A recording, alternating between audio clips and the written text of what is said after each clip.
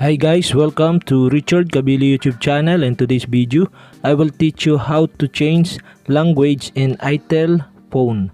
So okay guys, but before we start, kindly subscribe to my YouTube channel by pressing the subscribe button and the bell to notify you if I have new videos. Okay guys, let's start. You all have to do is go to settings on your itel mobile phone. Okay guys, here in settings in itel, you'll have to do is scroll down and find the system. So okay, click this. Okay guys, here in system, so okay, you can see the language and input. You'll have to do is click this. Okay guys, here in language and input, go to language. Click this. And okay guys, here in language preference, so you can see the add a language. Okay, to add a language or to change your language in your mobile phone, you all have to do is click add a language.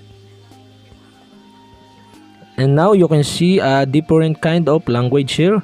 So okay guys, here in this tutorial I will teach you how to change the language on your itel phones. Okay guys, here are different language of your available in your itel phones. Okay, so I choose my language Filipino or Filipinas.